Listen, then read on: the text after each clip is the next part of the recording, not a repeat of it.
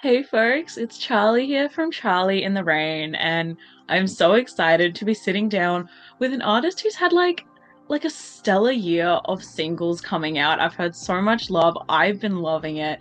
We've got some exciting things to chat about today. I'm joined by Bec Sandridge. How are we doing today? I'm doing good. I think I'm second or third coffee in, so I'm zippy, I'm bright eyed and bushy tailed as no one says anymore. Hey, you can single-handedly bring it back. I will. Yeah. No, I'm loving that. I am one decaffeinated tea in, so I'm not feeling the buzz you've got yet, but I think we're still gonna have a great time having a chat today because I'm so excited about what's happening in your world and I can't wait to hear more. But would you like to start us off by introducing yourself and the music you make, just in case there's someone watching out there who's never heard of you and you're about to become their new favorite artist? Sure. My name is Bec Sandridge, sometimes called Sandwich, if that's a good mental note for future. I make kind of fuzzy pop 80s sad queer bangers. And I think that's kind of it. Yeah. I love that. I've got like a massive Bowie poster behind my head that's hidden by all of my records. But you've been likened a lot to like a modern Aussie Bowie, and I eat that up. I love it. That is a very big compliment. Yes. We love Boeing. Absolutely. And another thing we love, especially in Australia, especially now, is when we see a good festival thriving, a good lineup coming out, tickets are being sold, people are excited. And lucky for us, you are on the bill of a festival happening in a week. Wanderer Festival is coming up. I am like frothing over this lineup ever since it was announced. I'm like, there is so many great acts here. And you're performing on this festival. How does it feel to be 1 week away from a big festival performance? I'm excited. I feel like I'm playing with like two of my besties, Tim, who's in Funeral, and Asti, who plays in so many great bands. And we need to start like planning our little road trip playlist slash podcast list. I'm really excited for the drive. My band are probably like, oh no, we're stuck with Rebecca for like 5 or 6 hours in a vehicle. But yeah, I think like it's such a good lineup as you've said, and like really diverse in terms of like genre, which is like so nice to see. And there's some old classics. We love Missy Higgins and Boy and Bear, and um, I'm excited to see folk bitch trio Yeah. again. Yeah, it's such a good lineup, and I feel very lucky. Hmm. Oh, this is one of the like biggest festivals this year that I'm like feeling the FOMO from because it's gonna be one you'll see all the videos and you'll just be like, I wish I was there. Why was I not there? Come through. Just Yeah, like it's a big. postpone my assignments and take the drive down.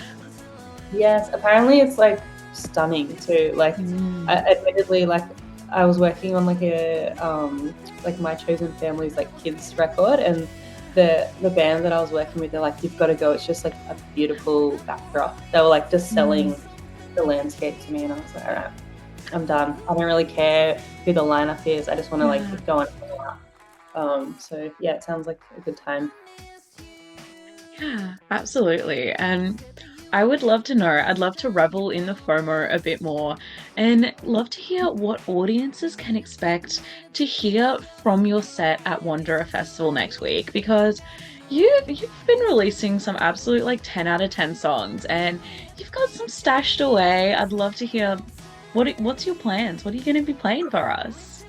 It's a good question. We're still finessing the set in the group chat, but I think we'll do some oldies, and then also I'm keen to road test some stuff from my upcoming album, which is coming out in October. So yeah, I think we'll do a bit of everything, like a lot of fuzzy wuzzy stuff, and then a lot of, I always call like High Tide my like Cadillac driving song. So um, yeah, we'll try and like throw everything in. I think we're playing for like 40 minutes, so we'll just pack it all in.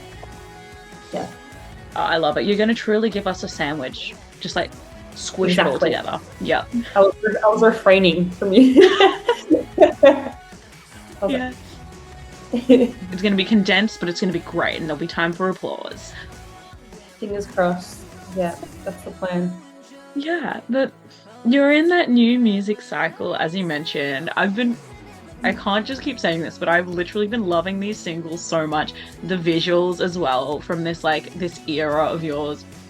I'm obsessed. But you have a new album coming our way for like Halloween, which is like amazing timing. You've got a new single out so soon. Can you tell us a little bit about your new like sophomore album, Happy Futures, and everything that's happening right now in the world of Bec Sandridge? Yeah, I've been like chipping away at this album for like probably like 3.5 years. Hey, it's like since old mate lockdown, I've kind of been chipping away in my bedroom, and I'm very happy that it's finally coming out. But yeah, I've worked with like some of my favorite people and like had my hand in production, which was really fun. And um, this next single is coming out. I haven't announced it, but it's coming out on Friday. So that one's really cool. We've got Emily Retsis from like Phoebe Bridges and Boy Genius playing on it, and yeah, just like I guess to me the album, like the title itself, like Happy Futures, like implying that there's multiple futures that someone can have or choose.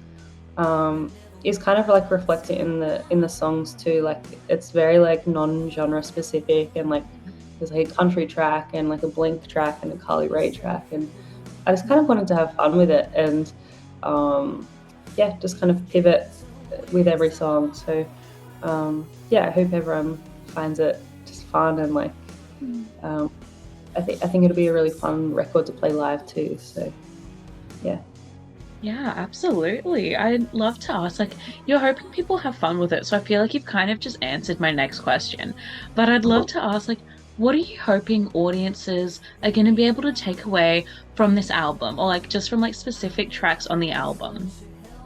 Yeah, I guess, I mean, for me, the dream is always just that people can soundtrack their lives Mm. with some of my music. I feel like, or just see themselves in some of the songs, whether it's taking a little bus trip to work, or, having your yearning lesbian moment on track 4 or something. Mm. Um, yeah, I think I'm happy for the songs to just kind of sit in people's lives, however they end up sitting. Yeah, Yeah, oh, I love that. And yeah, the yearning moment. Yeah, I'm as this much song as I coming want to say I'm looking forward to having your music soundtrack that, I'm also very much like not looking forward to being stuck in that cycle again. up. Break the cycle. Let me out. Yeah.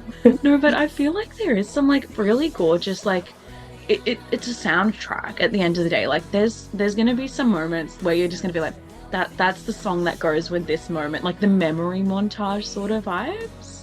Totally. Yeah. Yeah. Oh, I'm so excited to like sit with this album and also see what other people put with it. You know, when like someone puts like an Instagram story and they pick like a song for it. I'm excited to see those moments with these tracks. I'm curious. Yeah, Mm. especially there's like a real like country twang kind of lap steely moment. I'm like that one. I'm curious about. Like, what? Where will Yeah. that? Yeah. Yeah, and with this album coming out, it's like a month away. So we've got some time to like to sit with it and to like wait for it. But I'd love to ask, what is your recommendation for that ideal first listening experience of Happy Futures? What should the vibe be when fans sit down with this album for the first time? That's a good question. Like where should someone be sitting? Or I feel like I love listening to music driving and walking. So I feel like either like if you're a gym girly or if you're a slow walker like me, either that or like highway driving. I think on the way to Wandera. Yeah. like a 6-hour drive. Yeah, Except the album I think only goes for maybe 40 minutes. So give loop it a it. couple. Yeah, on repeat. Yes.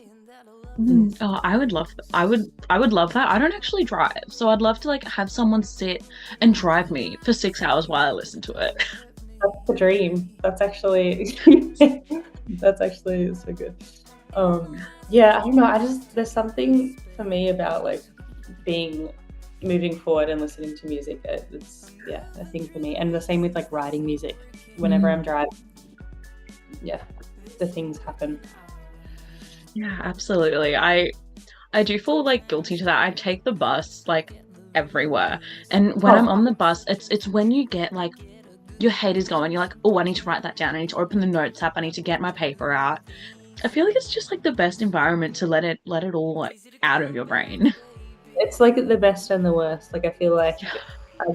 it's like you go into like mad scientist mode, and it's like Mm, never an appropriate time. You're just like, yes. and everyone's like, okay, you just wrote, I had a good day on the paper. Like, But you did it in the most dramatic way possible, and that's what sells it. glasses are on. It's just like, yeah, like the what is it like in the police investigations where they've got the board with all the string everywhere? That's how it feels sometimes. Yeah, quill is out, ink pad. Yeah, we like go back to like the 1950s or something. Yeah. Yes. Oh, I love it. But let's take a jump forward from the 1950s. With you previously had on my current binge right now, I'm binging back through the L Word. I've just finished season 5. I'm up to season 6. I'm not sure if I'm gonna revisit Gen Q, but my favorite thing about Gen Q is that soundtrack, is like the Aussie indie artists popping up on there. You've obviously were on that soundtrack, which I love that. I love it so much. I would love to ask what like if you could have any song from like this upcoming album on a soundtrack to anything, any TV show, movie, whether it's something that's already out or something that doesn't exist yet, and you'd like to conjure up a scene to have one of your songs soundtrack, what would that be? Oof, that is such a huge question because I feel like having Stranger on the L Word was like bucket list moment. Like Yeah. when that email came through, I was like, okay, I can now retire, even though I have no money. Like I think my ego just went through the roof, and my like Yeah. status, I was like, tick. Um, It's like that seal of approval. I was like, and good night. And my parents were like, okay. So okay, let me think about this seriously. The first thing that popped into my head, aside of having a song on the original L Word, Mm. obviously, was actually a scene in Neighbours with Harold Bishop. Um, I don't know why. I just think Harold Bishop is like kind of an icon. Um, so I think my song would be. I feel. I feel like off my new album. Mm. Okay, this is Or messing you with my. can take a travel back. Anything that you've got sitting there. Initially, I was like, it would be hilarious to me to have like "I'll Never Want a Boyfriend" and Harold Bishop having like a really dramatic moment.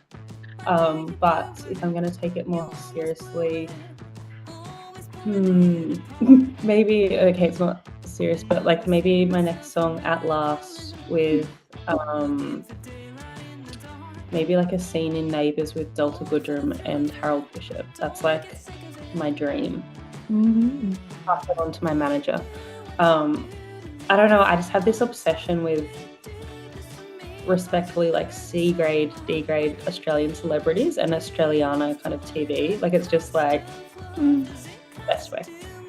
There's Yes. something like really camp about it to me. Yeah, I've recently, like in the past 4 years, so maybe not that recent, I've really gotten into like really bad movies.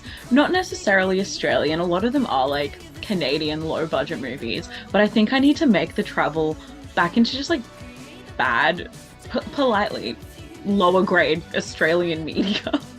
There's something so good about it, and like I don't know if it's like nostalgic to me because like I feel like in my family home it was like free to air kind of Yeah. it was always like you finish school at 3 and then you have dinner at 6 p.m. when Neighbours was on, and you were either like Neighbours or Home and Away household. And then obviously like on weekends it was like Rage and like Cheese TV or like Video Hits and stuff. I don't know. There's just like a good bad quality about it. Same as I've got like an obsession with like regional malls, like the lighting. There's something so specific to like growing up here. Yeah, absolutely. And also just like dead stock stores where it's just like they're stuck in time. You'll find stuff from like the 80s, 90s, 2000s that hasn't been touched. I'm like, I love it. It was like a film of dust. Yeah. And it's like the packaging has faded so much. The plastic is all coming apart on this, like, you know, they're just like the weirdest stuff you find there. That's been my obsession, is like finding dead stock stores, videos of them online. Yes, that's like maybe like the second or third dream, is having my song in one of those stores, just on loop. Maybe the album. Maybe that is like where my album. Someone should listen to my album in one of those stores. I love it. Okay, I'll track it down, or just like find like some like op shop in like some real, like, not remote, but like, you know, like a regional area where there's like a lower turnover.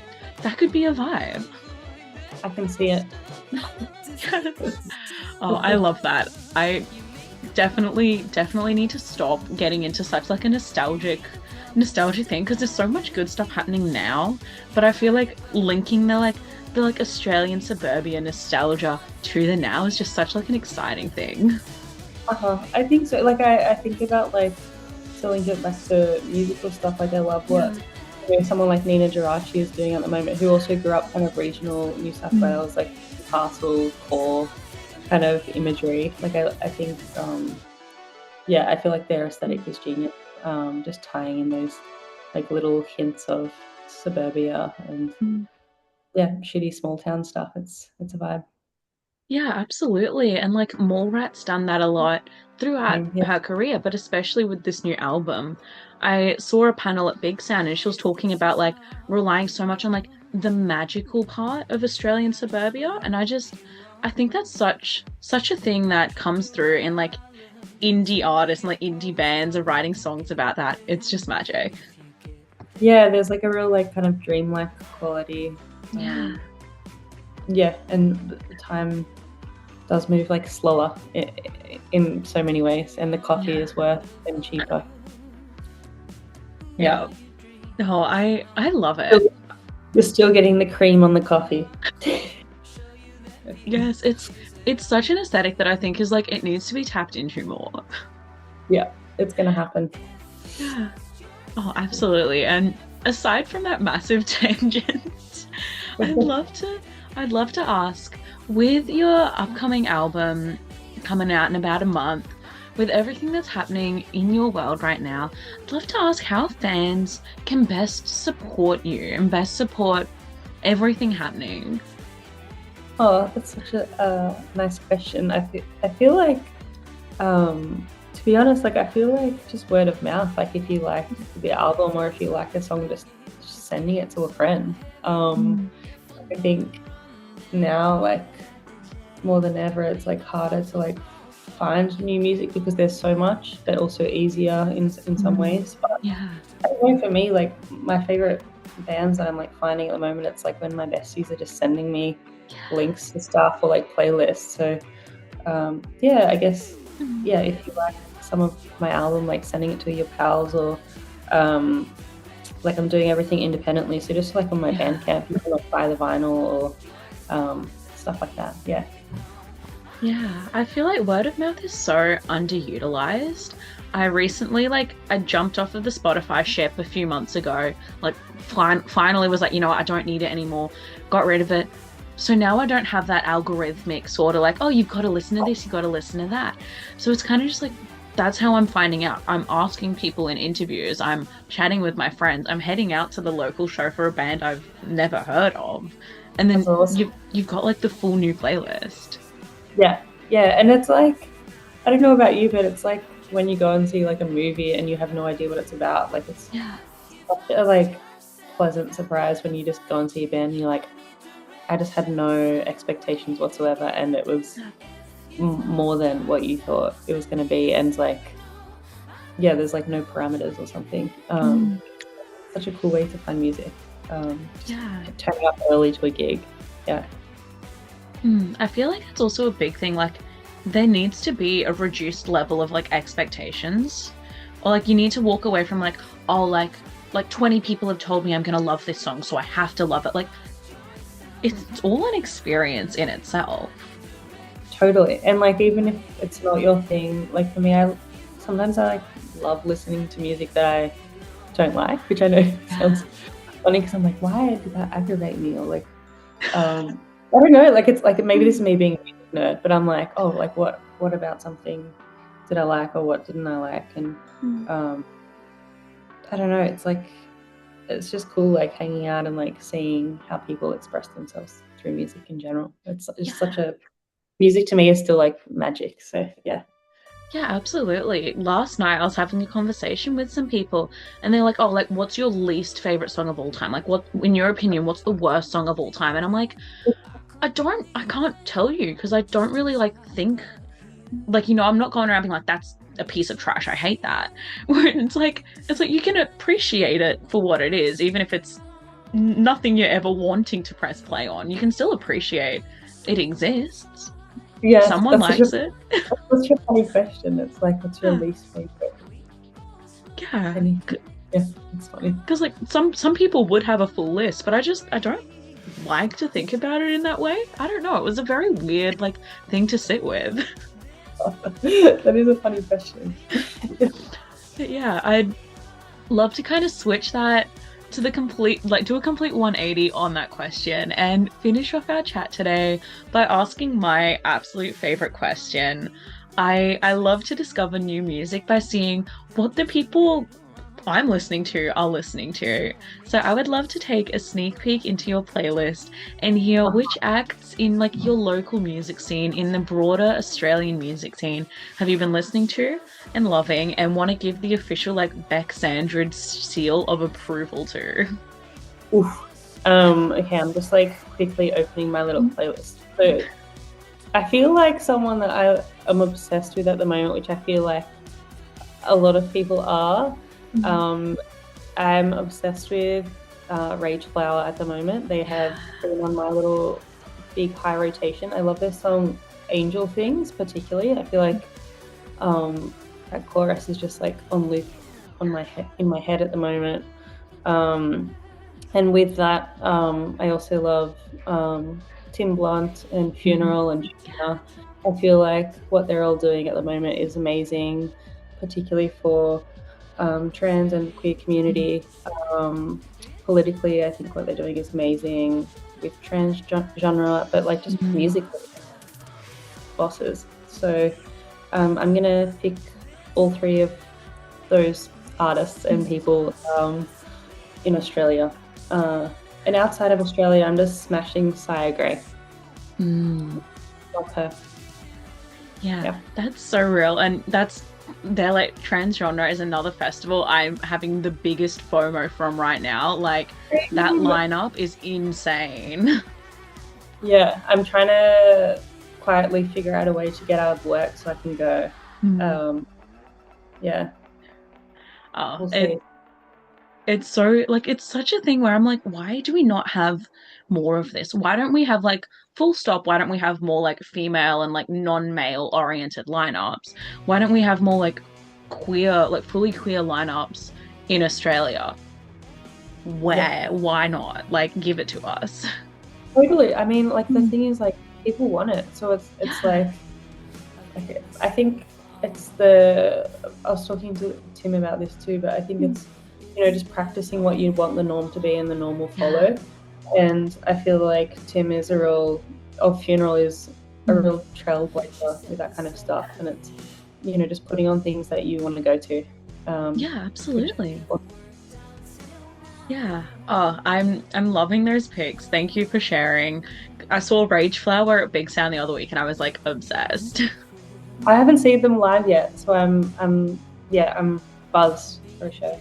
Yes. Oh, it was so good. The venue was just like it was packed out. There was people everywhere, and I'm like, I love this. I love this so much. Yeah, but I feel like, I mean, their album is amazing, or EP. Mm. Yeah, Yeah, yeah, yeah. yeah. Oh, I love it. But yeah, I'm so like, thank you so much for making the time to chat. I'm so excited for your album to be out in a month and to see all those videos from Wanderer Festival because I said it like so many times. I have FOMO from this. There is so much good stuff happening in your world right now. I love it.